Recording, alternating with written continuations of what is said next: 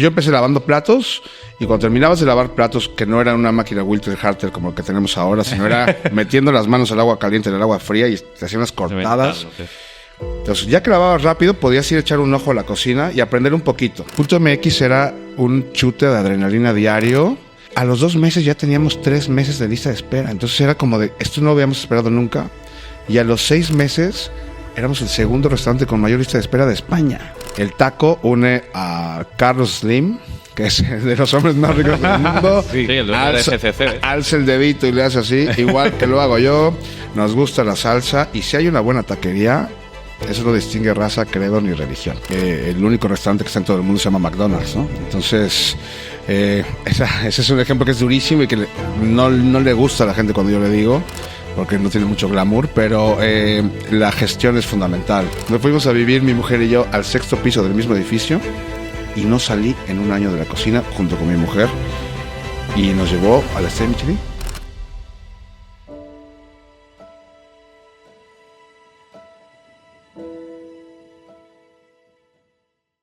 Bueno, bienvenidos una semana más a Life School. Bienvenidos a otro episodio. Hoy la verdad es que estoy un poco nervioso porque traemos un invitado que me hace especial ilusión. Todos los que traemos son cracks, ¿eh? No os equivoquéis, que aquí traemos lo mejor de cada casa. Pero hoy traemos a uno de mis cocineros favoritos, a uno de los mejores chefs del mundo y el mejor mexicano en España, ya os lo puedo garantizar. Yo soy del pensamiento que creo que la cocina te hace sentir, te hace vivir. Y el invitado de hoy en ese sentido es pura vida. Y no es de Costa Rica, que se han adueñado un poco de esto. Estamos hablando de México, cabrón, en este caso. Y a quien tenemos es a Roberto Ruiz, el primer cocinero con estrella Michelin en Europa. Bienvenido. Sí, la verdad que sí. Pues muchísimas gracias por esa presentación. Me puse chinito, como decimos en México, cuando te erizas todo. Gracias, de verdad, súper contento por esta invitación. Un placer, la verdad que tener también perfiles diferentes nos gusta porque da un poco esa vida al podcast. Picante. Ese picante, así que, bueno, empecemos por lo primero. ¿Qué es para ti la cocina en tu vida? Es todo, y los últimos años cada vez más. Ahora estábamos hablando antes de arrancar que cómo son mis horarios y cuando los describí, y no es que me haga pero trabajo todos los días.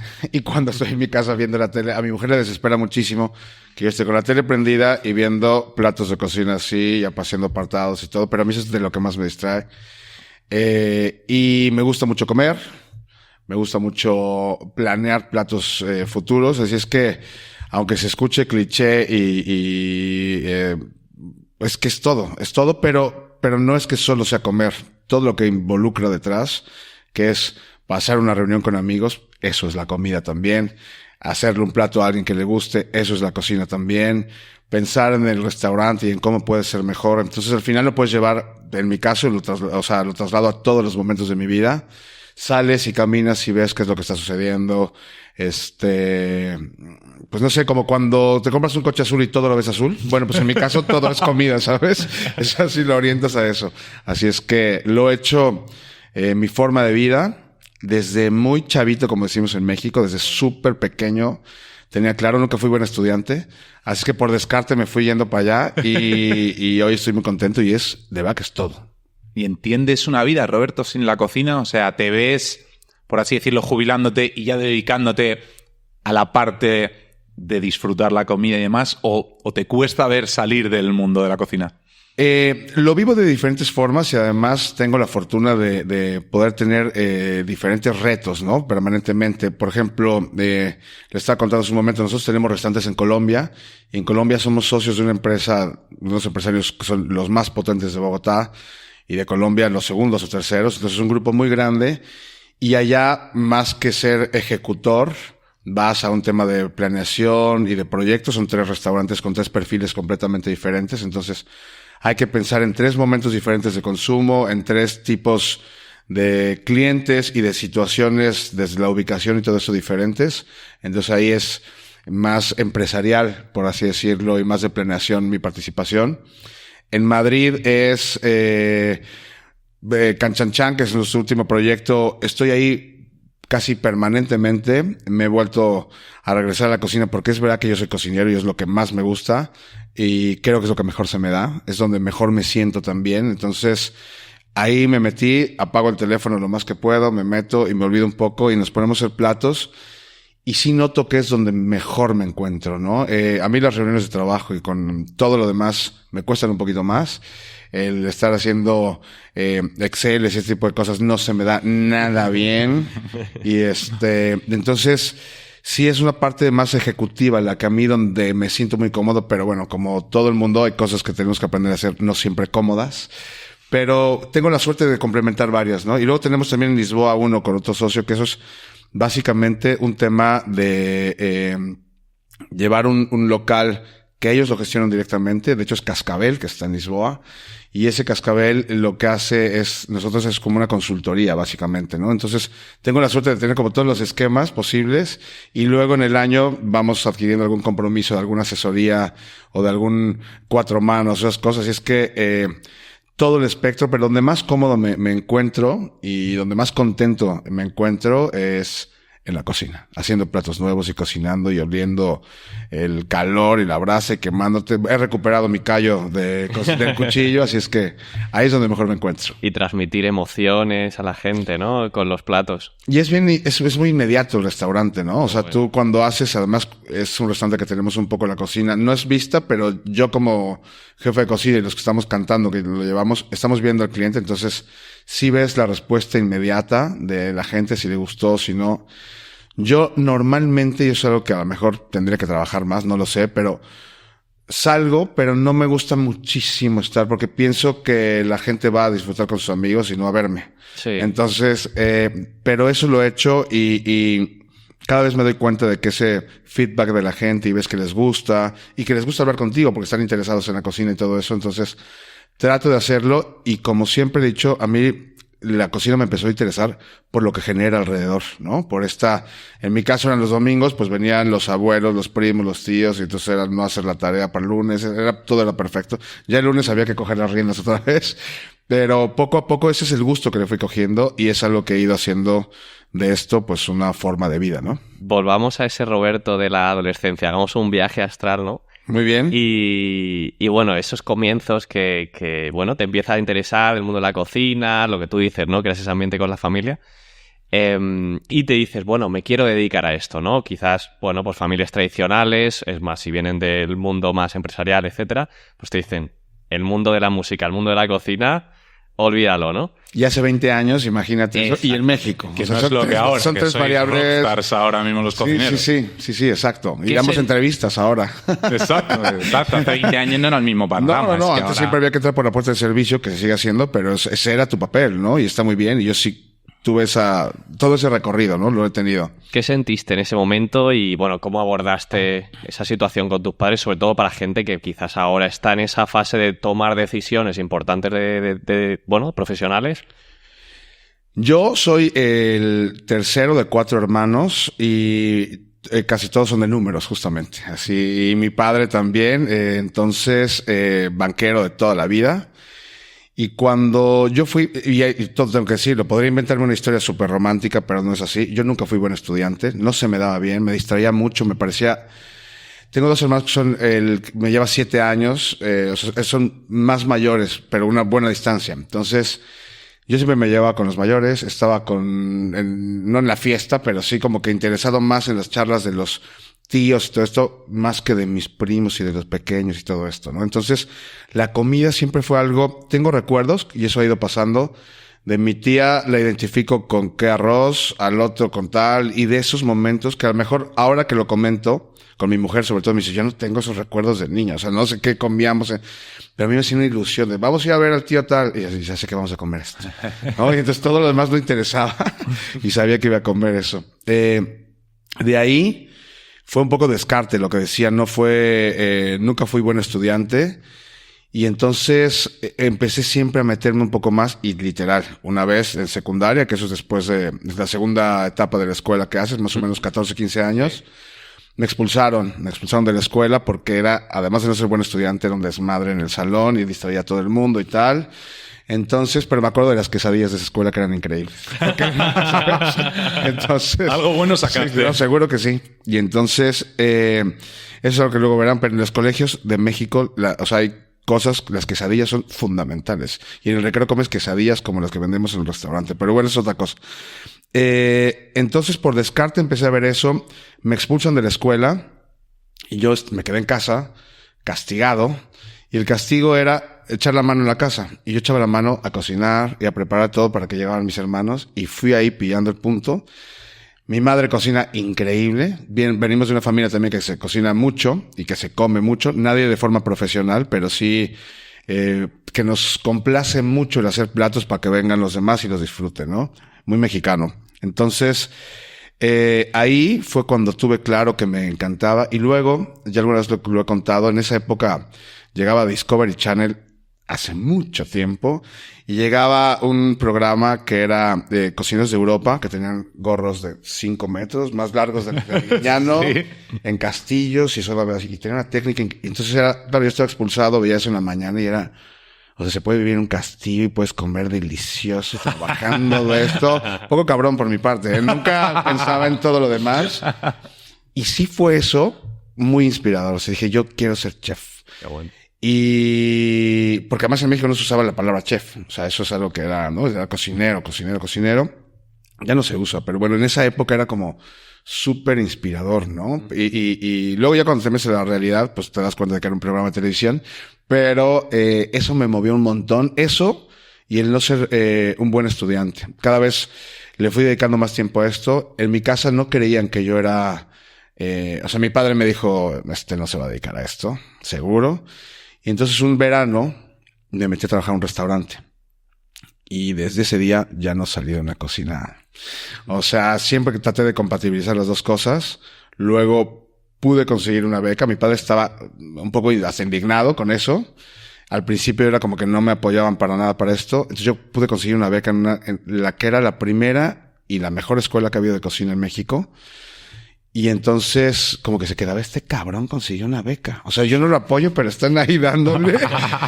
Y me iba y tal. Y me fue muy bien. Fue la primera escuela en la que me empezó a ir de maravilla. Y empecé a sobresalir un montón. Y empecé a tener muy buenos resultados sin buscarlo. Era probar cosas diferentes. Nunca había oído hablar de una bechamel. Nunca había probado una bechamel, por ejemplo. Nunca había probado una salsa española. Nunca había probado, o sea, esa cocina internacional, porque mi casa era muy de cocina tradicional. Y entonces, pues fue un mundo que me interesó muchísimo. Me abrió la perspectiva de forma importante. Y perdón por mi respuesta larga, pero así fue como me inicié en esto. Apreciamos cada palabra de tu respuesta, Roberto. Y de hecho, precisamente en esta trayectoria que comentas, tú llega un momento en el que vienes a España, estás trabajando aquí en distintos sitios, con el grupo Vips, con varios restaurantes. Y llega tu momento, o digamos uno de tus cúlmenes, que es Punto MX. Uh-huh. Es el primer restaurante en Europa mexicano en recibir una estrella Michelin. Es un honor que creo que, bueno, podemos afirmar, nadie va a tener más. El primero has sido tú y los que vengan detrás van detrás. Y alcanzas el éxito con Punto MX, alcanzáis la cima y llega un momento en el que Punto MX deja de ser rentable. En el que Punto MX... Nunca lo fue en realidad. Deja de ser... pero lo veis ya como una opción que no cuadra y que no va para adelante. ¿Qué es lo que aprendes de esto? ¿Qué es el aprendizaje que te quedas tú de ese momento? De decir, joder, estrella Michelin y vamos a tener que cerrar.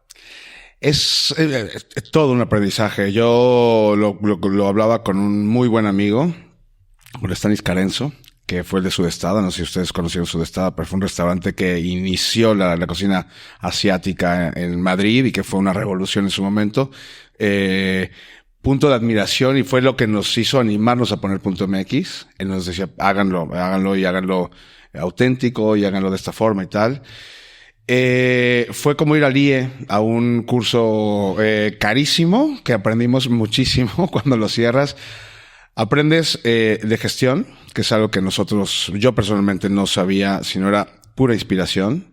Eso te lleva a obtener la primera estrella Michelin para la cocina mexicana, cuando los números no te interesan y cuando lo único que quieres es dar lo mejor de ti. Cuando arrancamos Punto MX, nunca había habido una estrella Michelin para la cocina mexicana. Jamás, en ninguna parte del mundo. O sea, no solo en Europa, sino en ninguna parte del mundo. Mi padre me dijo, oye, ¿y un día vas a tener una estrella Michelin? Y dije, no, pues de eso no hay para los mexicanos. No hay. El restaurante nunca nació con esa vocación. Era un restaurante que era blanco, diáfano, en un sótano, pues porque nuestro presupuesto era para un local blanco, diáfano y en un sótano. Claro. Nosotros empezamos en el 2011 el proyecto y después de la supercrisis que hubo de 2008. Entonces, no nació para eso, fue algo, pero yo, con mi socio, con Juan y con María, mi mujer, nos comprometimos y nos prometimos algo. Dijimos, no vamos a tocar nada de lo que pueda generar y todo esto en un año. Y a ver qué pasa. Y yo me hice una especie como de juramento heroico mexicano y dije, no voy a salir de la cocina en un año a ver quién soy y qué pasa. Solamente eso. Arrancar un restaurante en el que la cerveza no nos daba ningún apoyo porque decían, esto no va a funcionar, estamos en crisis. ¿A quién se le ocurre poner un restaurante mexicano que no parezca mexicano? Es blanco, no hay sombreros, no hay cactus. Y Coca-Cola tampoco nos apoyaba con eso. Decían, es que esto no va a funcionar. O sea, ahora no es momento de poner estas aventuras. No es el barrio para poner un restaurante mexicano. Los mexicanos van por Tirso de Molina, o por otras partes, ¿no? Es un restaurante para estudiantes, es otra cosa completamente. Y entonces, yo jamás pensé en poner un restaurante que llegara a tener una estrella Michelin. Primero, porque nunca los había habido. Porque en esa época en México, la cocina mexicana y los mexicanos no estábamos tan orgullosos como estamos hoy de nuestra cocina. No había estado tan reconocida en el mundo por toda la gente. En ese momento, la cocina en México, la cocina española era el boom y era ese Madrid Fusión donde era como venía el Renacimiento. Veías así a Ferran Adrià y luego Arsac y para un chavito que venía de México era impresionante. Y eso fue lo que me hizo quedarme en España. Yo venía por 3 meses, fui a Madrid Fusión y dije, me quiero quedar. Pues sí, pero tienes un restaurante allá y tienes una novia y sí, pero me quiero quedar. Así, y a ver cómo le hago. Y se dieron las cosas para poder hacerlo. Entonces, cuando no nace con esa vocación, pero yo tenía esas ganas de conocerme gastronómicamente, de aprovechar. Había estado en una cocina de innovación los 8 años antes, conociendo productos de todo Europa, técnicas también, y habiendo cocinado con gente brillantísima. Con Hilario Elveraich estuve en el primer restaurante que yo estuve aquí. Entonces, cuando vi, y además siempre utilizo esa frase, cambié de un oficio a una profesión. O sea, cuando vi que podía llegar un cocinero, un chef.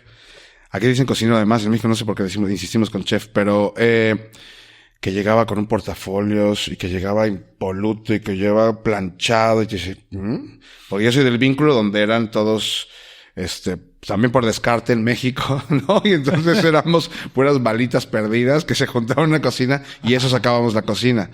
Entonces me impresionó mucho eso, me impresionó mucho la técnica, me impresionó mucho el ver cómo lo manejaban.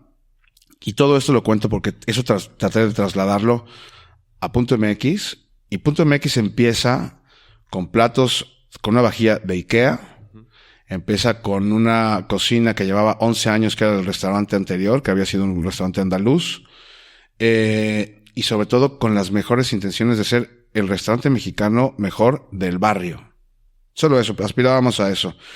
Porque también, y hubo una emoción, en la cocina esta que yo les cuento que estuve de innovación, los 8 años anteriores, estaba con un chef que era de Bélgica, que había tenido una estrella Michelin, estaba con un amigo que luego fue socio catalán, estaba otro holandés, es como un chiste, y un mexicano, ¿no? Entonces, tenía influencia de todos ellos, y cuando fuimos una vez a un restaurante mexicano, de los que había en esa época, lo comimos y empezaron a criticar la comida mexicana. Y entonces me dijeron, no, es que todo tiene queso y todo tiene... Y entonces yo encabronado por dentro, decía, es que esto, o sea, sí es México, pero esto no es México. O sea, esto es el México que ustedes conocen, esto es más Tex-Mex, cabrones, y yo les voy a enseñar lo que es México, ¿no? Y entonces, oías frases, esto es así, en esa época, de ustedes comen picante porque son pobrecitos. Me acuerdo perfecto en las cocinas que me decían eso, porque yo cuando tenía oportunidad de hacerles la comida de familia, me decían esto. Entonces te va picando el orgullo y dicen, claro que no, güey. O sea, tenemos un país que es nuevo. Y entonces empiezas a sacar un orgullo que yo ni conocía, mexicano. Te vuelves más mexicano a la distancia y supongo que a todo el mundo... Sí, yo creo que pasa a todos. ¿No? Sí. Entonces, eso fue lo que sucedió. Y esa fue parte de la emoción de poner Punto MX. Punto MX iba a ser un lugar de quesadillas, porque mi otro socio tenía en esa época también un muy buen trabajo. Entonces íbamos a poner un restaurante que yo iba a enseñarles a hacer quesadillas, lo íbamos a poner, íbamos a ir a recoger todos los millones de dólares el fin de semana y íbamos a irnos de viaje. Jamás pasó eso, obviamente. Entonces nos fuimos a vivir, mi mujer y yo, al 6º piso del mismo edificio y no salí en un año de la cocina junto con mi mujer y nos llevó a la estrella Michelin. Fue increíble. Bueno, de hecho, te quería preguntar por eso, porque cuando montas M.MX, te vas a vivir encima. Y si es de no las me peores equivoco, decisiones que puedes tomar te en tu vida. pasas un año que no pasas de... O sea, prácticamente no sales como quien dice del edificio. Sí, llovía y vas nos de la mojábamos. casa al local, del local a la casa. ¿Cómo... O sea, si volvieras... ¿Cómo de recomendable? O sea, ¿crees que es lo que os llevó al éxito? ¿Crees que fue una etapa jodida, pero dices, tío, gracias a eso llegamos a donde llegamos? ¿O crees que podías haberlo conseguido sin haber vivido encima? No, o sea, yo creo que... Es que de verdad que no fue una etapa jodida, yo la disfruté muchísimo. Fue una etapa que lo único que cambiaría fue algunas formas, porque yo me volví un poco loco. O sea, me volví loco en el sentido de que tenía unas formas, yo venía de México y en México era, aprendías a gritos y o sea, eso de la escuela era una modernidad, la cocina o sea, yo empecé lavando platos y cuando terminabas de lavar platos, que no era una máquina Wilter Harter como lo que tenemos ahora, sino era metiendo las manos al agua caliente en el agua fría y te hacían unas cortadas. Entonces, ya que lavabas rápido, podías ir a echar un ojo a la cocina y aprender un poquito. Pero era la época en la que, ayer lo comentaba con unos de mis cocineros, era la época en la que el cabrón del chef, cuando quería echar el truco, te mandaba por otra cosa, se lo echaba, lo envolvía y entonces te quedabas así. Para que no aprendas. Para que no aprendas, ¿no? Entonces y yo venía de eso. Y las formas en México somos cabrones. Y era así, seguro que ahora no. Pero en esa época era así. Entonces yo cambiaría eso, porque eso afectó a mí personalmente, o sea, me dejé como un desgaste físico que creo que no es necesario, pero de verdad sería lo único que cambiaría. O sea, no volvería ahora a tener un restaurante donde estar abajo o arriba, porque si ya lo aprendí, ya lo viví, pero si volviera a hacerlo, lo volvería a hacer igual en el sentido. O sea, los primeros 6 meses creamos un equipo que nos marcó a todos. Yo sigo teniendo relación con muchos de los que hicimos .mx. Tatiana, que fue la segunda persona, una chica de México, increíble, que es ahora queridísima, la admiro muchísimo y es quien lleva Barracuda realmente, junto con Pablo. Hicimos un equipo que fuimos haciendo juntos .mx. Carlos Arias también. Ellos eran mi termómetro de picante. O sea, yo hacía y le daba el español porque probaba en español te decía, y de ahí nos íbamos en medio y tal. No sabes cómo esa intensidad de trabajo nos llevó a todos a tener una amistad de toda la vida. Añoramos, como muchos de los clientes, .mx, y siempre era como más nostálgico y tal, y nos marcó de por vida. Fue de una intensidad, porque no era... Ahora, a lo mejor un cocinero te dice, oye, yo me tengo que ir y son las 5 y tal, y todo esto. Nos echábamos horas y horas y horas, la pasábamos muy bien. Nos encantaba ir a trabajar.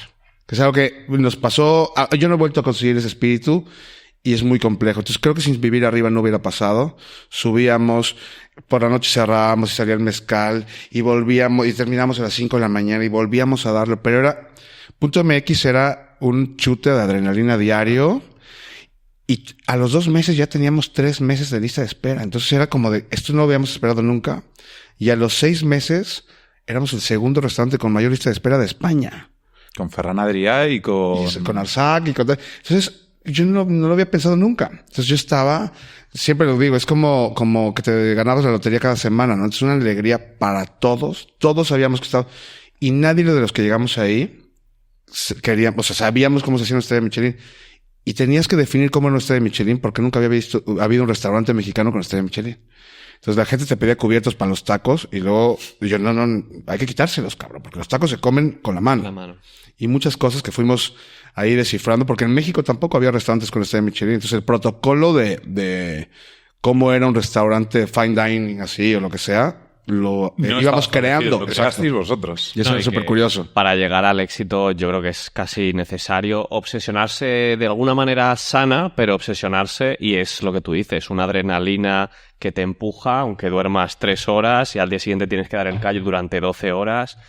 Y esa ilusión creo que es necesaria para empezar cualquier proyecto. Sí. Entonces, volviendo un poco, consigues esa primera estrella Michelin, casi sin esperarlo, puede ser, ¿no? Absolutamente.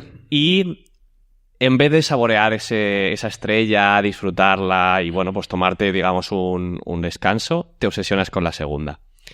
En esa parte, bueno, obsesionarse, vas en busca de esa segunda. Entonces, después de haber alcanzado la cima en el mundo gastronómico, ¿qué es para ti sentirte realizado? La tranquilidad. Hoy estoy realizado. La segunda nos obsesionamos el friki psicópata de mi segundo de cocina, que era Carlos Arias, y yo durante una semana. Le decía, pero somos locos, porque cuando nos la confirmaron, nos volteamos a ver los dos y dijimos, ¿vamos por la segunda? O sea, nos duró 32 micras de segundo. Ya, la primera, ¿no? Lo que sí pasó es que un año después empezamos a salir del restaurante, porque ya vivíamos ahí. Entonces, cuando empezamos a salir, decían, ustedes son los de Punto MX. Y son los que, entonces, y veías el cariño que tenía la gente, los demás colegas y así. Y eso fue súper chulo, ¿no? Hoy, para mí, la tranquilidad de poder vivir de esa experiencia, la mejor parte, el extracto, saber que Tatiana maneja Barracuda y que es el restaurante, lo estábamos comentando, que gusta muchísimo en Madrid y que tiene esa personalidad y ese espíritu que hicimos juntos. Digo Tatiana ahora, pero Pablo, que también manejó durante mucho tiempo Punto MX, estuvo hasta hace 3 semanas, ahora se va a hacer su proyecto y estoy seguro que va a ser una maravilla y una locura, porque está igual de loco y de friki. De hecho, su nombre es Pablo Friki, entonces... pero para mí es el gusto por todo lo que hemos sembrado y estar viendo esos frutos. Ahora parece que es muy fácil decirlo de los 3 restaurantes de Bogotá, lo que tenemos en Madrid, lo que tenemos en Lisboa y toda esa escuela.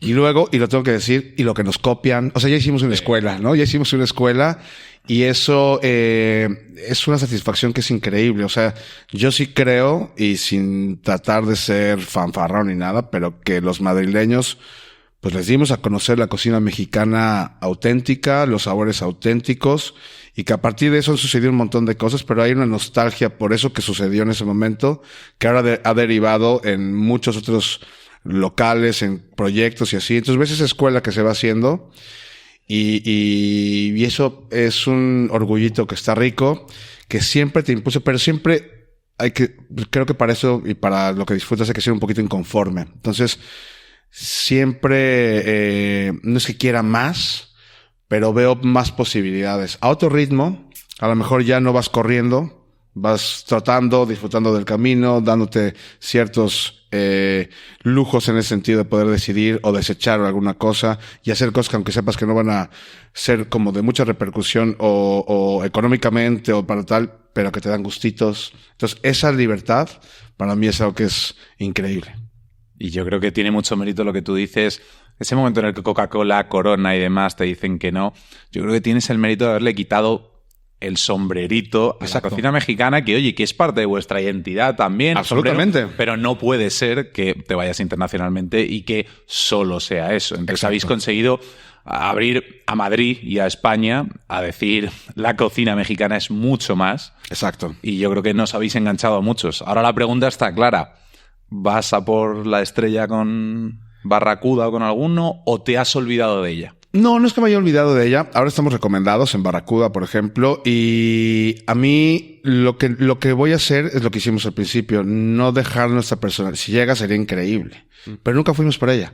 Entonces, porque no sé cómo, o sea, de verdad, y esto es algo que es súper en serio y le da una credibilidad increíble por mi parte bueno, por todas partes, pero a Michelin yo nunca supe quiénes eran. Y la vez que llegaron, yo no quería. Dije, estos quieren comer gratis. Porque pues, venimos de Michelin. Dije, claro que no, güey. ¿Cómo va a haber un mexicano Michelin? Seguro que no. Dije, entonces tardé en atenderlos y tal, y no sé qué, porque yo estaba arriba con mi amigo platicando y tal. Y dije, no, estos cabrones quieren comer gratis. Y no, estaban arriba y de repente resulta que sí eran. Entonces, quiero seguir con esa naturalidad. Creo que si algo aprendí de eso es que no te debes de presionar y que las cosas forzadas no tiene sentido. Creo que el mayor reconocimiento es que los restaurantes los disfrute la gente, que estén llenos y que los sigan reconociendo como un sitio disfrutón. También es verdad que en algún momento para esa alta gastronomía y todo esto hay ciertos parámetros que nuestros restaurantes actuales no cumplen. Entonces, de tamaño, de aforo, de muchas cosas pero yo creo que la gastronomía ha cambiado muchísimo. y que haya espacio para todo eso. Si esto responde a la pregunta, nunca lo hemos buscado, no lo vamos a seguir buscando, pero sí, siempre haré lo mejor que pueda para seguir avanzando, ¿no? Y eso, por ejemplo, ahora es el laboratorio de cosas nuevas, es Canchanchan. O sea, Barracuda, nos tratamos de hacer un restaurante del Pacífico, inspirado en el Pacífico. Yo viví en Mazatlán, que es una zona increíble, además de pesca y de todo esto, y muy representativa gastronómicamente del Pacífico mexicano. Entonces quería traer eso. Me parecía que era oportuno para después de pandemia, que fue el primer restaurante en Madrid que había después de la pandemia.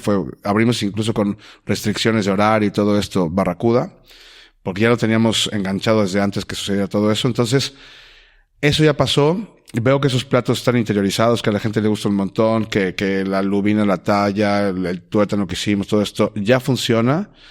Y entonces Canchanchan fue otro reto porque a mí lo que sí me gusta es generar platos nuevos. Entonces, toda carta nueva. Lo que no nos dejaron, porque la gente que añora Cascabel, el Machete tuvo que regresar, el cabrón, que yo lo quería superar, pero el Machete pasa, ahí está. Yo he visto en varios sitios y además dice Machete. Quiero contar que Carlos Arias, el friki que decía yo que estaba, subimos un día cuando estábamos planeando Cascabel y yo dije, yo quiero, porque mis socios de Colombia tienen un barbecue increíble, donde ponen piezas grandes y ahuman y tal. Yo dije, yo quiero hacer algo de ese estilo, quiero hacer una costilla grande y tal. No, pero es que en España no, en España gustan los huesos, que vendemos millones de tuétanos. Vamos a ponerlo, venga, va. ¿Cómo le ponemos? ¿Qué nombre? ¿Qué tal? Y el espíritu de Cascabel se suponía en nuestro imaginario. O sea, lo primero que sale de Cascabel es el nombre. En general nosotros lo primero que hacemos es el nombre y de ahí desarrollamos todo. Entonces, José Cascabel era un restaurante como inspirado en la película del Crepúsculo al amanecer de Tarantino, ¿no? Era ese restaurante. Intentamos se fue un restaurante que te encontraste en el desierto y que te trajiste a Madrid y así lo pusiste, ¿no? Queríamos que fuera ese el espíritu y ese serpiente de Cascabel que era el nombre característico. Todo tenía que ir a esa función y pues el protagonista era Dani Trejo, que es Machete. Por eso se llama Machete. Hoy, cuando lo pides en varias empresas cárnicas, se llama Machete. Y a mí me han preguntado el otro día, oye, ¿y el machete que usan ustedes en México? Le dije, no, güey, en México ni comemos esto y no se llama Machete. El Machete se gestó en el 6º piso de Punto MX y ese es el nombre, ¿no? Entonces, todo eso la verdad es que resume la historia de lo que estamos haciendo y de querer hacer cosas nuevas. Te digo, Canchanchan, toda la carta es nueva y para mí ya es México desde España, que es la parte que para mí está súper chula y es supongo que avance el tiempo. Yo ya no tengo 30 años, muy desafortunadamente, pero disfruto mucho mis 49 también, ¿no? Y quiero hacerlo a este ritmo. Te conservas bien, ¿eh? Muchas gracias, muchas gracias. Y no sé si será el picante o... Seguro que sí. O la tequila, exacto. Igual el mezcal también. No le quitemos mérito a nada, exacto. Exactamente. El mezcal, las margaritas, pero yo creo que mucho también el verte cómo hablas con pasión sobre lo que haces. Eso creo que es una crema rejuvenecedora que no venden en ningún sitio. Seguro que sí. Gracias. En este tema siempre tenemos una sección que le llamamos Vivecdotas, que, bueno, nos gusta invitar al que viene aquí al podcast a compartir alguna anécdota, vivecdota de su trayectoria, que, bueno, que pueda ser divertida o de aprendizaje. Te damos totalmente a elegir para que pienses en alguna. Y si no, pues, bueno, lo de los comienzos o alguna lección que digas, ostras, esto lo habría hecho diferente. Creo que el tema de, sobre todo, cómo vives los reconocimientos, a mí me sobró humildad. Y no es que quiera salir, pero de repente como que nos volvimos, yo me replegué en la cocina y seguí haciendo y todo esto. Hay que disfrutarlos. Por eso además te lo han dado por lo que hiciste, no por lo que vas a hacer. Claro. Que es una confusión increíble. Y lo que sí veo cada vez es que cuando la intención es esa, de yo voy a ganar además de que el camino se hace muchísimo más largo, se hace empedrado y se hace... Entonces, creo que es una carrera que es compleja, que cada vez tiene diferentes retos que hay que estar permanentemente tomando en cuenta. Entonces, el disfrute de esas cosas sería, yo no estoy para dar consejos a nadie, pero eso creo que es algo que hay que vivirlo permanentemente. Yo ahora me estoy tratando de dar esos tiempos, de darle esa importancia porque lo es también.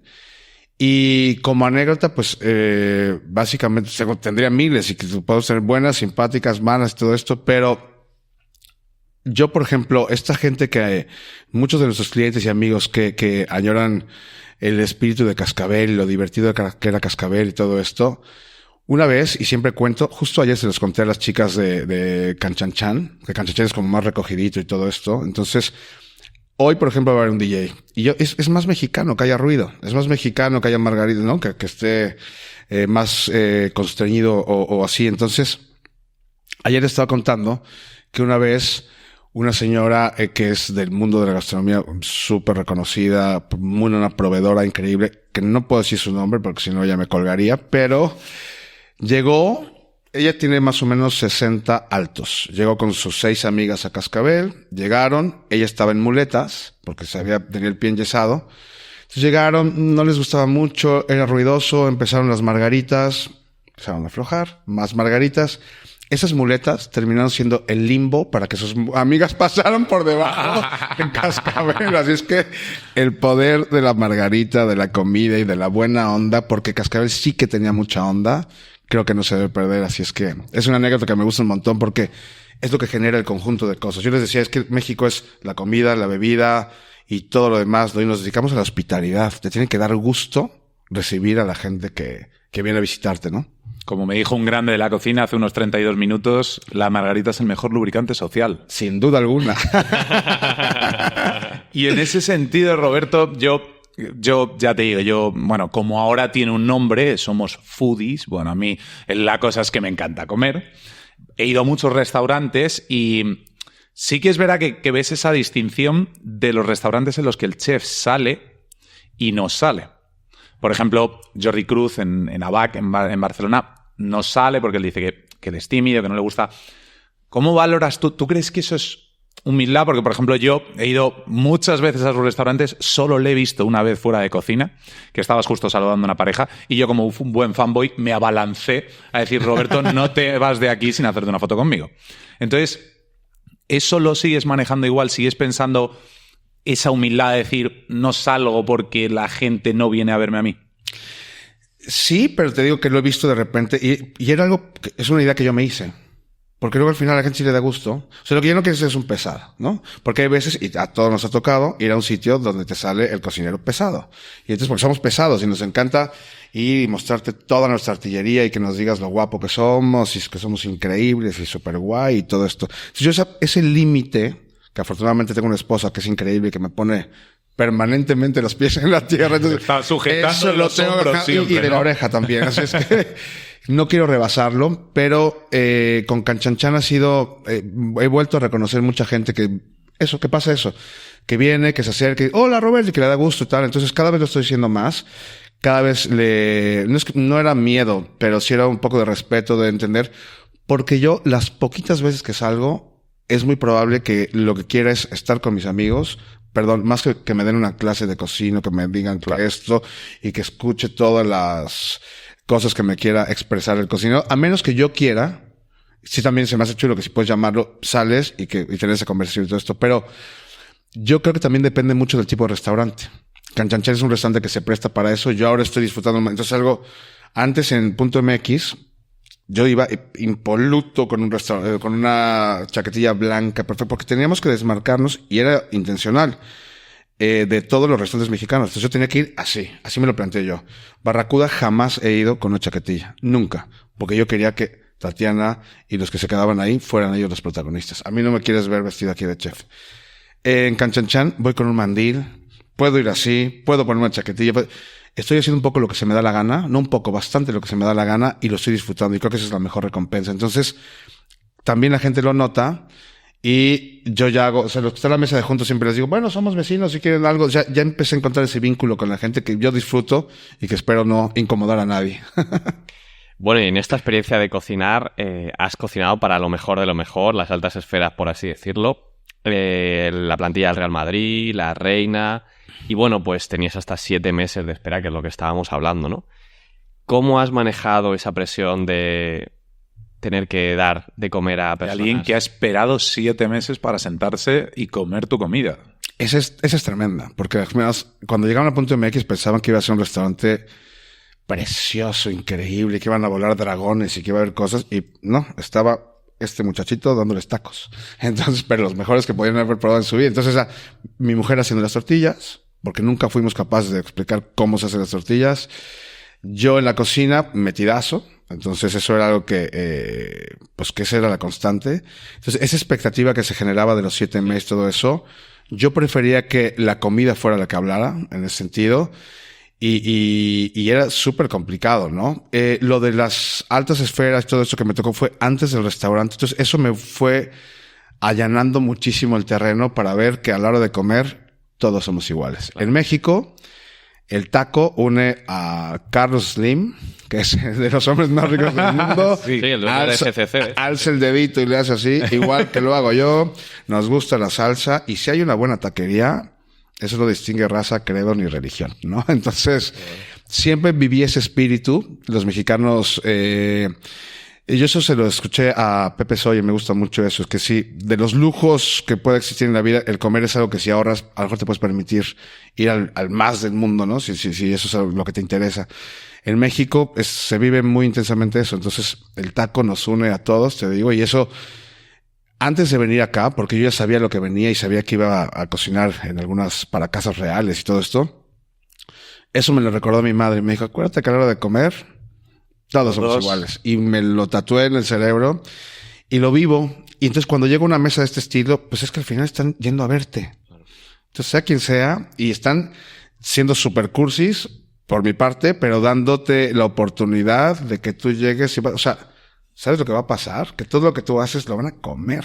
Sí. Y entras y tal, y entras en su memoria y en la bebida y tal. Entonces, pues esa relación es muy complicada, ¿no? O sea, es muy compleja y hay hilos muy finos. Entonces, ya que permitieron hacer eso, casi puede hacer lo que usted dé la gana. Total.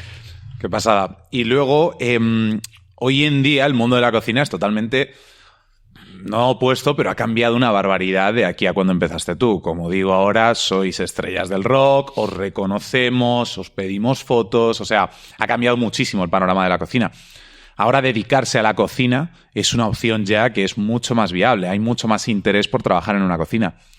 Tú cuando estás formando tus equipos para tus restaurantes y demás, ¿qué es lo que más valoras que tenga la gente con la que quieres trabajar? ¿Pasión por la cocina? ¿Actitud? Actitud, gusto por servir, para mí es importante. Y sobre todo, sí, la actitud. Yo creo que con la actitud. Tenemos ahora un chico, que no voy a decir su nombre porque seguro sabe quién es el cabrón, pero que empezó, y además yo me reflejo mucho, o sea, llegó no se dedicaba para nada a esto, pero llegó con una sonrisota y llegó a lavar platos, ahora está en la fría, lo hace muy bien, de repente no se le va, pero esa actitud me parece que es la que te lleva a hacer cosas importantes, ¿no? Más allá de que vengas de la escuela de tal y que tengas esa preparación, que creo que es importante y que yo, sin haber estudiado, hay muchas cosas que me hubiera perdido, desde luego, y hay formas, desde técnicas y todo esto, de poder hacerlo, pero la actitud y que luego se convierte en pasión, ¿no? Y que esa motivación y que el que se encabronen cuando lo hacen mal. O sea, tú cuando ves uno que le da exactamente igual, yo permanentemente le estoy echando ojo y eso. Porque además, como hacemos varias cosas, tengo que preparar y saber si tú estás listo para irte conmigo para que vayamos a Colombia y que si el pop-up que vamos a hacer lo vamos a hacer contigo y tratar de sacar, que ese es mi trabajo, lo mejor de cada quien. Todo lo aprendido y las formas que tenía en Punto MX, ya no quedan nada de eso, porque yo se lo llevaba a una tensión y a una locura. Cada fin de semana despedíamos a alguien en MX, los primeros 6 meses. Es una locura. Qué locura. Lo llevaba al límite. Hoy lo vivo completamente diferente. Sigo presionando, pero ya no son ni las formas, pero el objetivo es el mismo.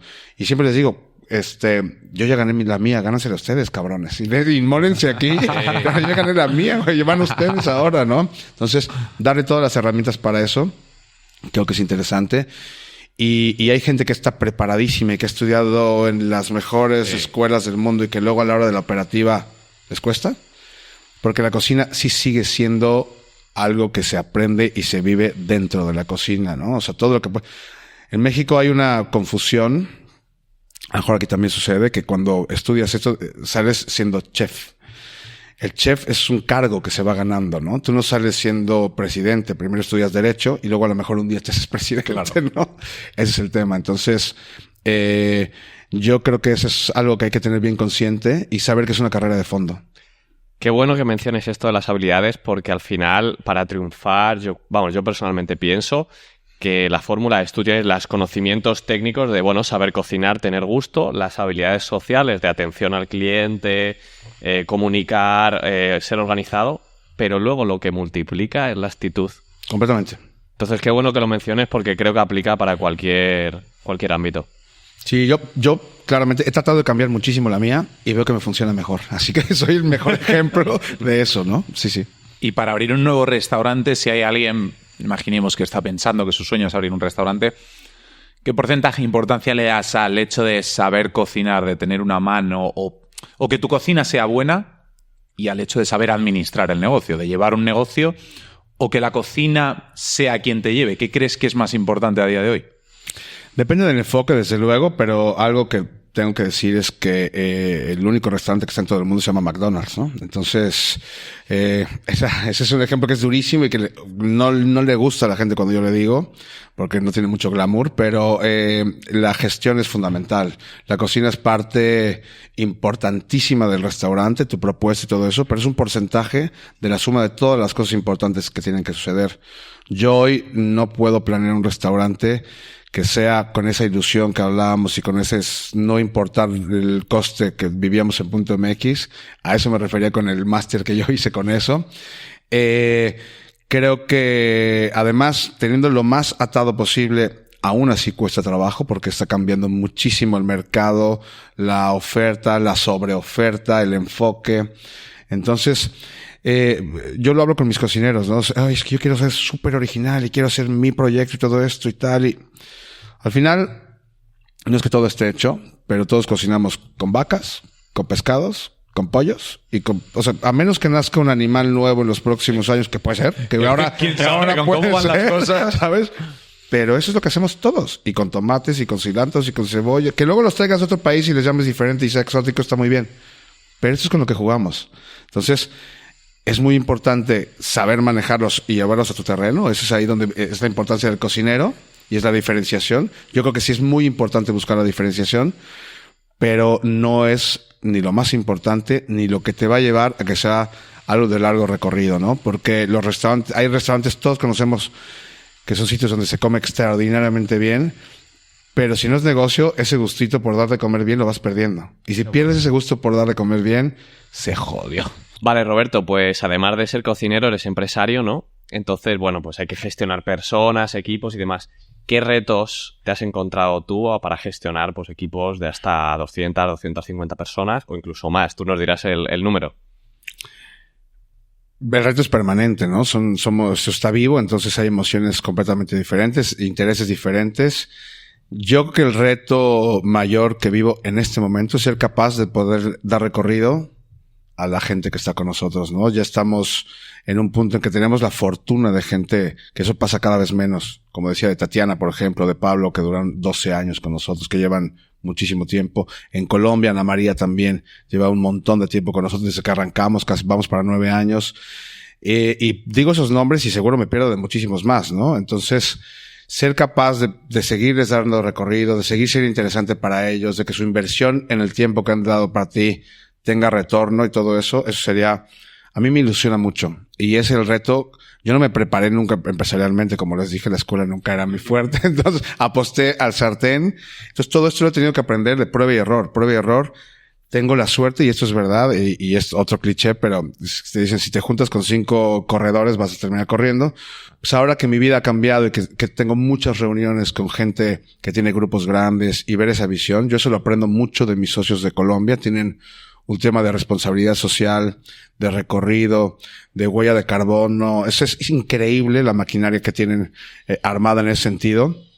Y cada que vamos, trato de traerme lo mejor de eso y tratar de imprimirlo y llevarlo a cabo. Entonces, para mí, evidentemente los números son los que marcan todo esto. Esa es la parte empresarial que hay que llevar. Pero a nivel personal, creo que todos queremos que nos escuchen también, entender la individualidad de cada quien y saber cuál es tu momento de vida, qué pretendes, qué es lo que quieres. A mí, por ejemplo, ahora que se fue Pablo, pues claro, yo quisiera que se quedara toda mi vida. Claro. Pero entiendes perfectamente que es su proyecto, que quiere ir a pelearlo. Si en algún momento yo le soy de utilidad, estaré siempre para lo que pueda hacer. Carlos Arias tiene su proyecto que se llama Emma, que está en Cantabria y que es un restaurante increíble.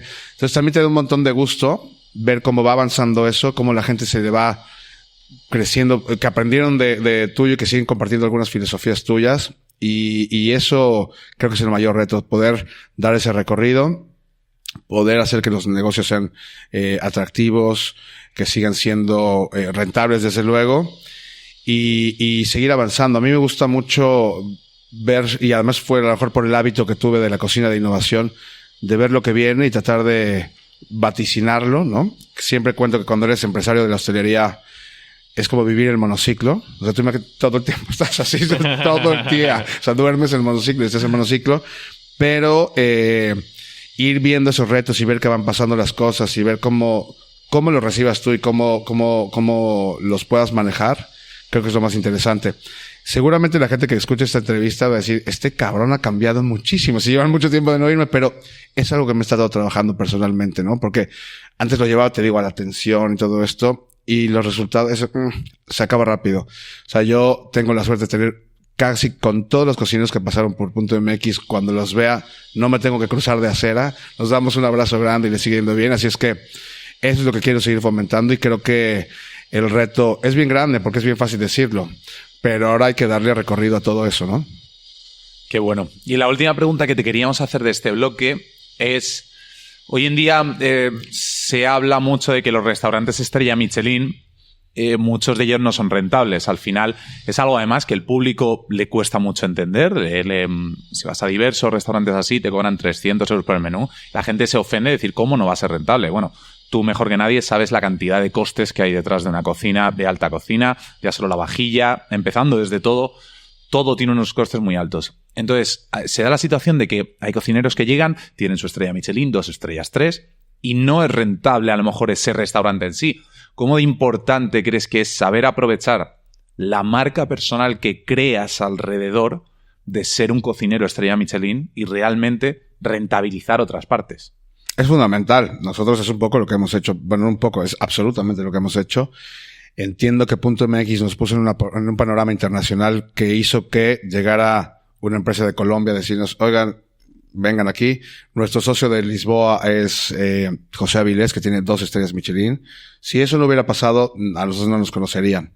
Entonces, yo creo que es fundamental, porque es verdad que el esfuerzo que le puedes dedicar en tu restaurante Michelin, pues tiene unos gastos y unos costes. Yo pongo un ejemplo que es, yo usaba una carne que era una carne madurada en aquella época en la que todo era carnes maduradas y llevarlo al límite máximo para llevarlo a un taco. Pero claro, cuando tú sirves una chuleta en un restaurante, pues la sirves con el hueso, con la grasa.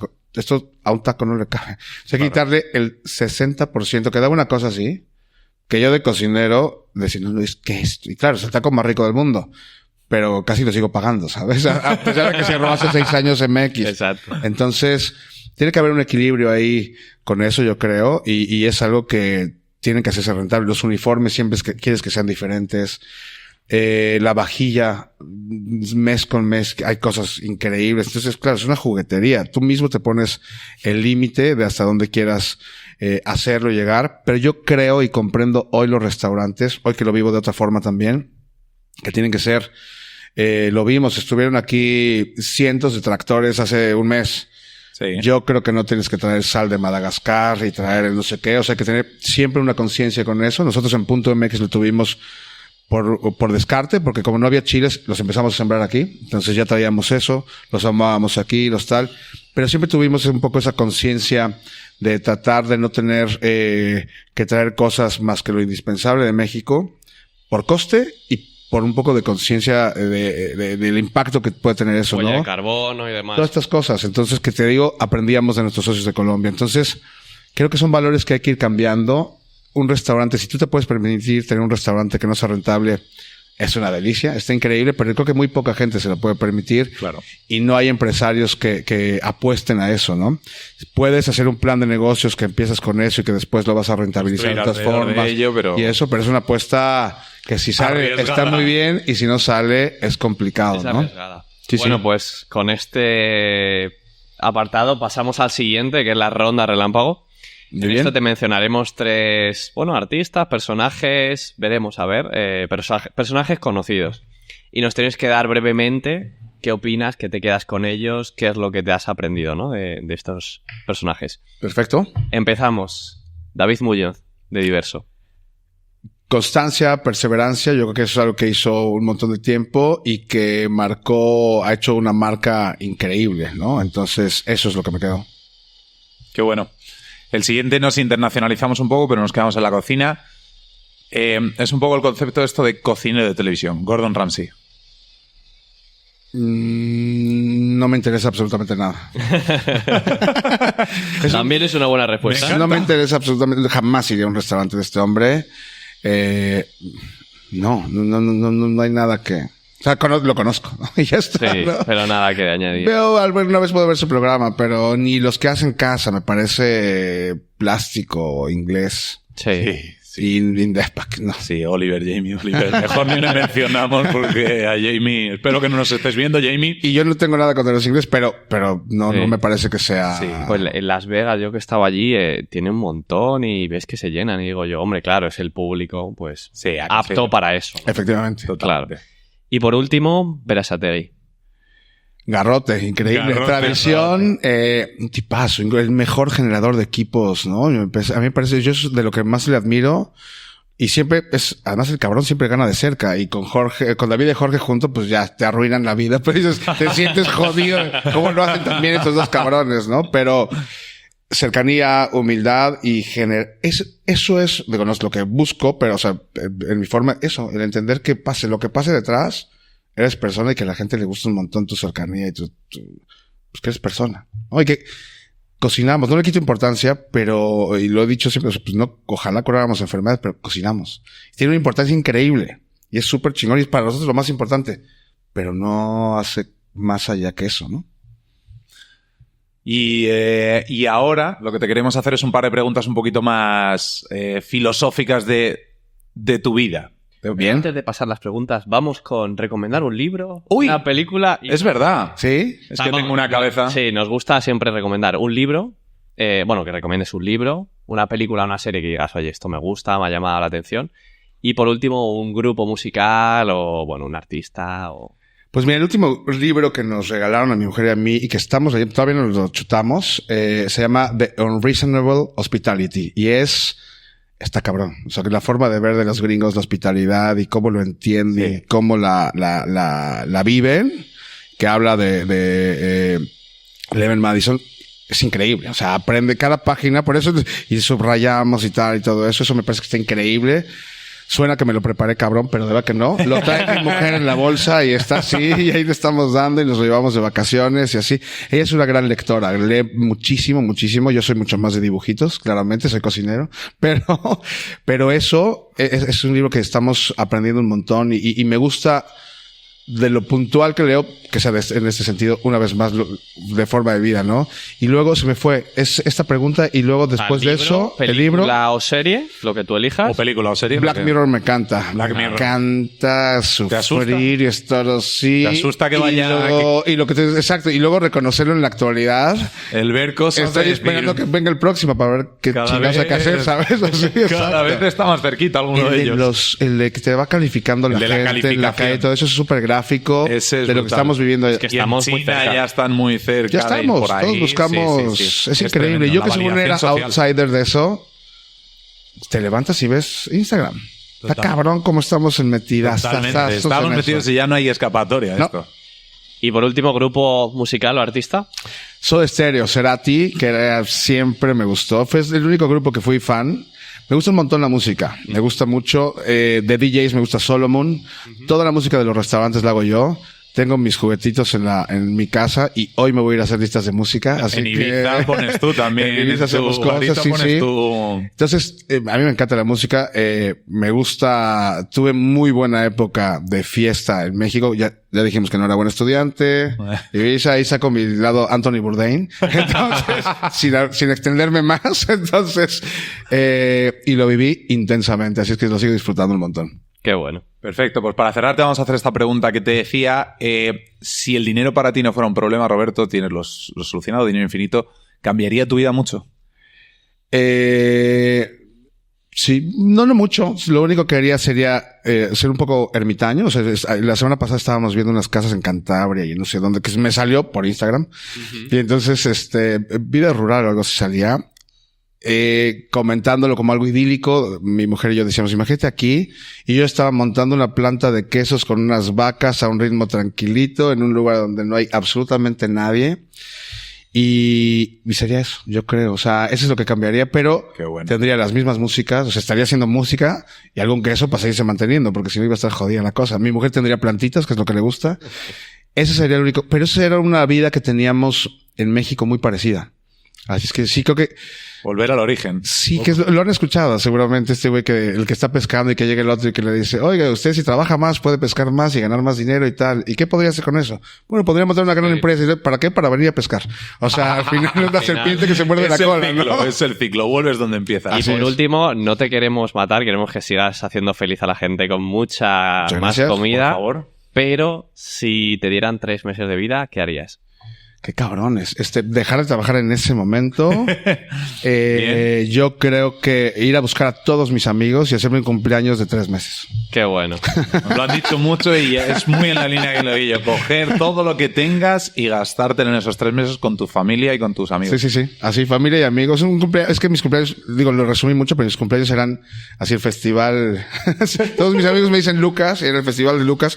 Haría eso 3 meses, seguramente. Y a lo mejor me iba en 2. A ese ritmo me iba en 2, ¿sabes? No da tiempo a 2, ¿eh? Bueno, Roberto, pues con esto vamos a cerrar. Ya te digo, creo que me has regalado de los mejores bocados de mi vida y no estoy exagerando, parece que soy un pelota, no lo soy, te lo estoy diciendo de verdad. Así que lo menos que podemos hacer nosotros es regalarte una taza de nuestro patrocinador Fixed para que te lleves nuestro recuerdo, tío, y cuando te tomes ese café, gracias. También puedes echarle mezcal, ¿vale? Yo Perfecto. ya he probado. Es más discreto, yo ya he probado muy bien. Y es discreto. ¿Se da bien? De ¿Sí? hecho, a día de hoy siguen pensando los televidentes que yo tengo aquí agua, ¿vale? Sí, ¿no? Piensan que es agua, Buen no les truco. voy a sacar del error. Así que de verdad, Roberto, ha sido un pues verdadero placer gracias. tenerte aquí. Muchísimas gracias por venir, amigo, y que sigas haciendo felices a mucha gente como a mí y con tu cocina, que yo creo que es lo más bonito que hay, gracias. tío. Gracias de verdad por mi taza. La usaré. Todas las mañanas tomo café o mezcal. Entonces, Ahí está, no desvelaremos. Y los stickers de dentro. Pues Eso nada, es. increíble. La pasé súper cómodo, muy rico y gracias por dar ese espacio para hablar de lo que hacemos. Nada, de verdad. gracias a ti, ha sido un placer y ya te digo, traer gente que hable con esta pasión es que ya te digo que es impagable. Muchísimas gracias, chicos. Gracias Así que de nada. verdad.